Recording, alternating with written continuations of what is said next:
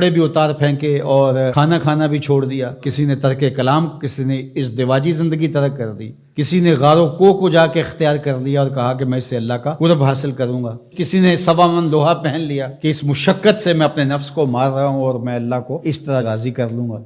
تو اس طرح سے اپنے آپ کو مشقت میں مبتلا کر دیا اور وہاں جا کھڑے ہوئے جہاں شریعت نے ان کو کھڑا ہونے کا نہیں کہا ہے. تو پھر کیسے زندگی میں نیکی کا حقیقی تصور ابھر سکتا ہے؟ کہا کہ اس کو ابھارنے کے لیے، حقیقی رہنمائی لینے کے لیے تمہیں پیغمبروں کی دہلیز پہ آنا ہوگا. جب پیغمبروں کی دہلیز سے ہٹو گے پھر خود ساختہ چیزیں، یہ جو روحانیت گھڑی ہے ماضی میں یہود نے، نصارہ نے، یہ حضرت عیسیٰ علیہ السلام کی اور ان پیغمبروں کی تعلیمات نہیں تھی، انہوں نے خود گھڑی ہے کہ ہم یہ نہیں کریں گے، ہم وہ نہیں کریں گے. اسلام نے اس کی نفی کر دی سرے سے، نام لے کر، لا رہبانیت فی الاسلام. اسلام میں رہبانیت نہیں ہے. اسلام کی رہبانیت ایک ہی بتائی گئی ہے اور وہ جہاد ہے، جس میں آپ اپنا سب کچھ پیش کر دیتے ہیں اور اس کا مقصد بھی غلبہ حق ہے، اسلام کے پرچم کو بلند کرنا. باقی آپ کو انفرادی طور پہ کچھ وقت کے لیے تبتل اختیار کرنے کا کہا. جس طرح رمضان المبارک میں آپ اعتکاف بیٹھیں، آپ نماز میں یکسو ہو جائیں، تو کچھ مخصوص چیزیں ہیں جس سے آپ کی تربیت ہوتی ہے.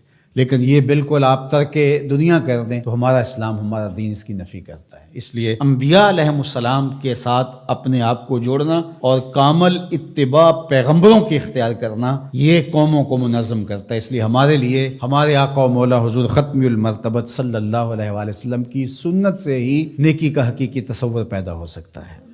خلاف پیمبر کسے را گزید، ہرگز نخواہت بمنزل رسید. سعدی شیرازی فرماتے ہیں حضور کے بتائے ہوئے طریقے سے ہٹ کر کے اگر کسی نے کوئی طریقہ اختیار کیا، وہ منزل کے قریب پھٹک بھی نہیں سکتا ہے. منزل نصیب ہوگی تو حضور کے قدموں سے نصیب ہوگی. اس لیے النبیین، نبیوں پر ایمان لانا یہ بر ہے. وآت المال علی حبہ ذوی القربى والیتامى والمساکین وابن السبیل والسائلین وفی الرقاب. اور اپنا مال، اس مال کی محبت کے باوصف دینا. ایک تو ہے کہ مال کی محبت نہیں ہے اس کو دینا، یعنی وہ مال جو آپ کے اوپر بوجھ بنا ہوا ہے، گھر پڑا یہ کھانا خراب ہو رہا ہے تو بیوی بھی بار بار کہتی ہے اس کو کہیں ٹھکانے لگاؤ یا باہر پھینکاؤ یا کسی کے منہ میں پڑ جائے، تو وہ اگر اٹھا کر آپ کسی گلی میں گزرتے فقیر کو دے دیتے ہیں تو آپ اس کو نیکی سمجھتے ہیں. خود سمجھو ذرا کیا یہ نیکی ہے؟ تم تو اپنے سر سے بوجھ اتارا ہے. دینا کون سا ہے؟ وآت المال علی حبہ، مال کی محبت آپ کے اس کو جدا کرنے کو جی نہ چاہے، لیکن اللہ کی محبت میں پھر بھی اس کو جدا کر دو. اس مال کی محبت ہو تمہارے اندر. اللہ اکبر، یہ ہے نیکی. اللہ تعالیٰ نے ارشاد فرمایا، یہ 4 پارے کا ابتدائیہ ہے، لن تنالوا البر حتی تنفقوا مما تحبون. وہاں بھی بر کا، اتنی دیر تک تم بر کو پہنچ نہیں سکتے، نیکی کو حاصل ہی نہیں کر سکتے. لن تنالو، آپ طلباء سے پوچھئے، حرف ناصب جب مضارع پہ داخل ہوتا ہے تو مستقبل کی ابدی نفی کرتا ہے. تو فرمایا کہ تم نیکی کو حاصل کر ہی نہیں سکتے حتی تنفقو، یہاں تک کہ تم خرچ کرو، مما تحبون، اس مال سے جس کو تم پسند کرتے ہو. یہ تو اللہ کا کرم ہے کہ مما تحبون کہہ دیا. اگر اللہ کہتا اس سارے مال کو خرچ کرو تو مشکل بن جاتی.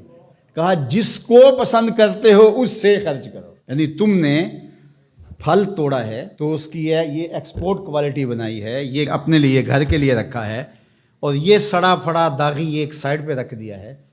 تو اب اللہ کی راہ میں تم اگر دینا چاہتے ہو تو اس سے دو جس کو تم خود پسند کرتے ہو. یہ گلا سڑا تم اپنے گھر نہیں لے جانا چاہتے، یہ تم سستے داموں بیچو گے یا پھینک دو گے، تو تم نے کہا چلو اس کو پھینکنا کیا ہے، یہ غریبوں میں بانٹ دیتے ہیں، تو تم نے وہ غریبوں میں دے دیا. تو نیکی کی حقیقت کو تم نہیں پہنچ سکتے جب تک اس سے نہ خرچ کرو جو تم خود پسند کرتے. مما تحبون، جس کو تم خود پسند کرتے.